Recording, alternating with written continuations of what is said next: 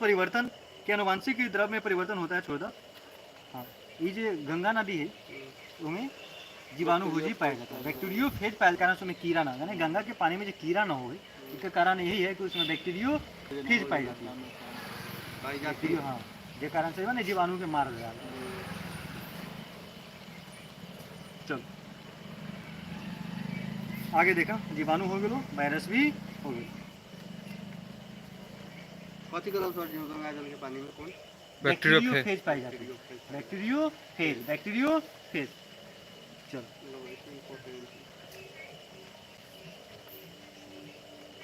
सब इम्पोर्टेंट आगे देखो, एनाबिना नॉन स्टॉक नामक साइनो बैक्टीरिया वायुमंडल का वायुमंडलीय नाइट्रोजन का स्थिरीकरण करती है। नाइट्रोजन का स्थिरीकरण करते हैं। कौन कौन? तो एनाबिना और नॉन स्टॉक। एनाबिना और नॉन स्टॉक। ओकरा बाद राइजोबियम और बैटरी राइजोबियम इत्यादि जीवाणु की जातियां ल्यूग्यूमिनेसी मतलब मटर कुल का जो पौधा होता है कि जड़ों में रहती है और वायुमंडलीय नाइट्रोजन का स्थिरीकरण करती है। मतलब ये जो ल्यूग्यूमिनेसी मतलब जो दलहनी पौधा हो ओकरा उ पौधा के गांठ में जड़ों में क्या पाई जाती है? तो ये सब मतलब बैक्टीरिया जीवाणु पाया जाओ राइजोबियम वगैरह, जो कि नाइट्रोजन का क्या करती है? स्थिरीकरण करती है। नाइट्रोजन का स्थिरीकरण करती है मतलब प्रोटीन का निर्माण करने में मदद करती है।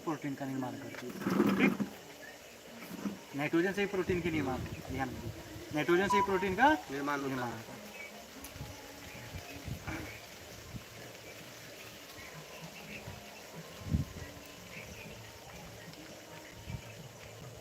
अचार, मुरब्बे, शरबत, ठीक, अचार, मुरब्बे, शरबत को शक्कर की गाढ़ी चाशनी में या अधिक नमक में रखते हैं। जैसे अचार है, अचार में देखो जो नमक बहुत मात्रा में रखा जाए, ठीक है। चाहे मुरब्बा है तो मुरब्बा के कथी के चीनी के चाशनी में रखा जाए ना। तो क्यों रखा जाता है? ताकि वह खराब ना हो। तो किससे खराब ना हो? तो जीवाणुओं का संक्रमण होते ही जीवाणु का जीव द्रव कुंचन हो जाता है, जीवाणु मर जाते हैं। इसीलिए अचार में ज्यादा मात्रा में नमक रखल जाए, चाहे मुरब्बा हो उसको चाशनी में डुबाया जाता है।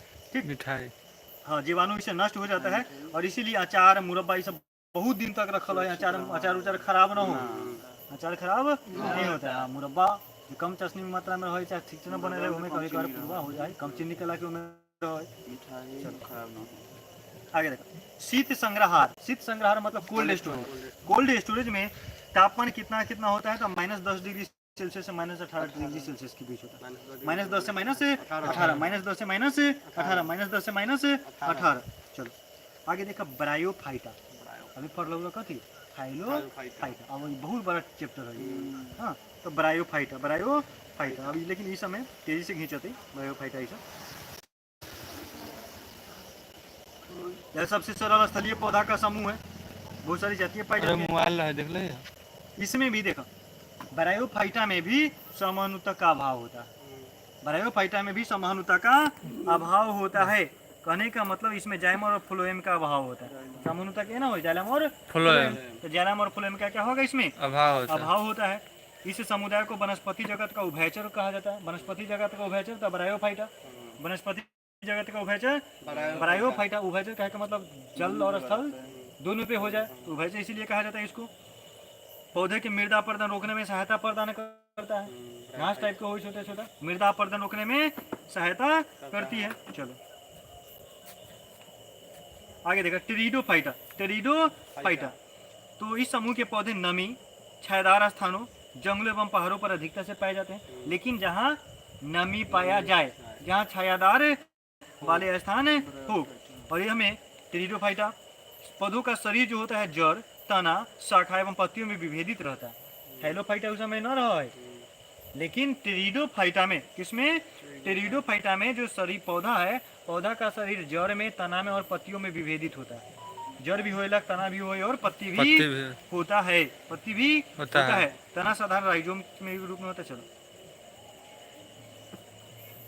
इसमें समाणु तक विकसित होते हैं, पूर्ण विकसित होते हैं, समाणु तक पूर्ण विकसित होते हैं।